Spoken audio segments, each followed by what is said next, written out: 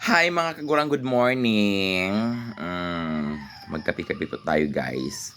Lalo sa aking mga katas OFW nga hanggang ngayon nasa abroad pa rin how many years. Mga pikapitan ninyo. So, life sa probinsya. O, diba? Sayo guys, buntag diri, alas 5, medyo alas 5. Mamaya guys, samahan niyo akong magluto ug unsaon pagluto ning kanang dagko kayong kagang may tawag na mo diri sa amo adiri kagang pero kanang crab siya nga dagko kaayo nga kanang siguro mga unsa di siya tubol. Ito mga kagurang, nakikita nyo naman yan. Nasa sako siya kasi kung hayaan natin siyang hindi ilagay sa sako baka magsilayasan sila. Ito yung tinatawag na kagang. Hindi nga na makita mga kakatas, mga kagurang. Ayan o. Tanawa o. Diba? Para siyang alimango. Gusto niyang lumabas sa lungga. Kagurs, before tayong magluto ng gata, mamitas muna tayo ng napakalaking talong. Ano ba to? Pwede na bang pitasin to? Oh. Diba?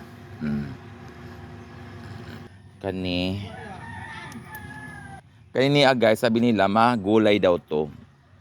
Pero never pa kami nakatikim ng ganitong gulay na ganyan oh. Gulay daw tong yung talbos niya. Oh, di ba? Pwede na 'yan. Magaw tapay. Kalabasa na lang Nya tangad. Oo, tanglad. Ayan mga kagwars, pagkagod taglubi.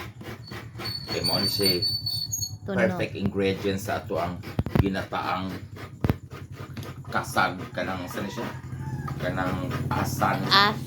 Oh, pwede kuan. Kanang Ginataan na kagang. May guys, ipakita ko sa inyo kung anong klase yung kagang. Comment below kung anong pangalan sa inyo, kung nakakain ba sa inyo yan. Mukhang di naman makakain sa inyo.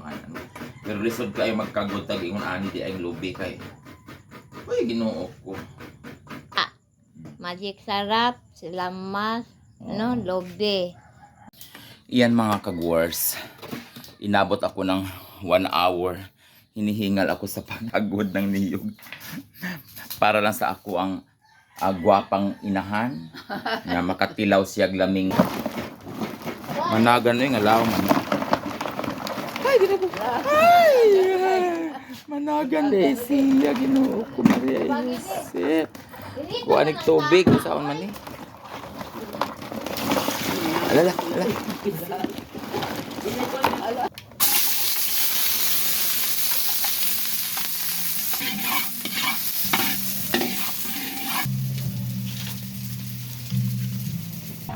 Diyos ko saan na nakapagkuhan.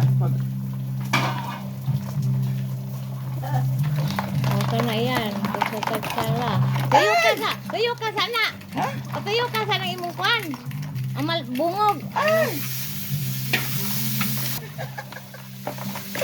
Mapaakan ka.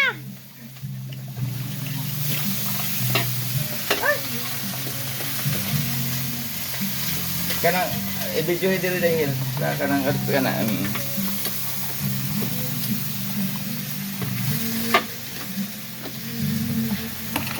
Kaya yun ang mahuman na kay tagsakag.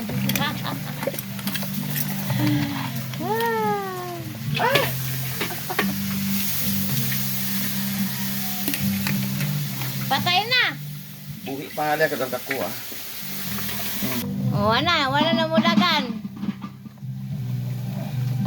O sana. Ano pa? Ay! Lot.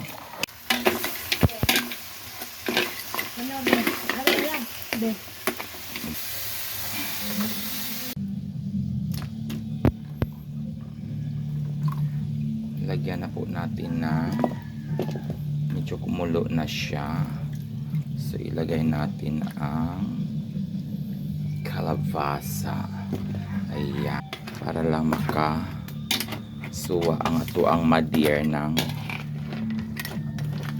Pwede na po nating lantakan ang ginataang kagang. At luto na ang kagang. Dagko kayo kuan guys. Oh, paak.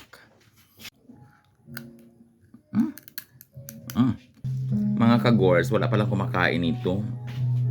Ayaw pala nilang kagang. So, ibig sabihin, ako ra ang kakain nito.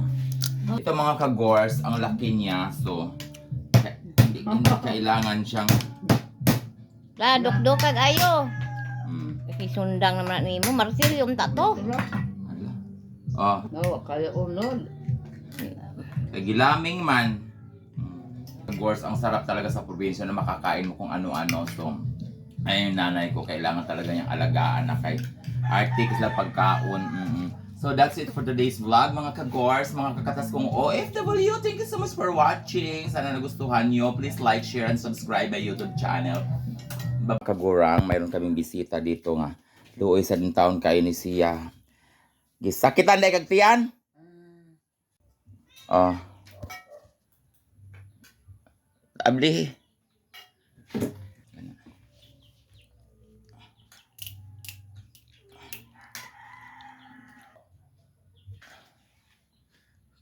Kaya may pooling in town. Naggisakitan siyang tiyan. Ya, ba sigwa ni pamahaw. Wala kay pamahaw di ay. Nagkaon naman ko. Unya, nga nung nagbutod man ang imong tiyan.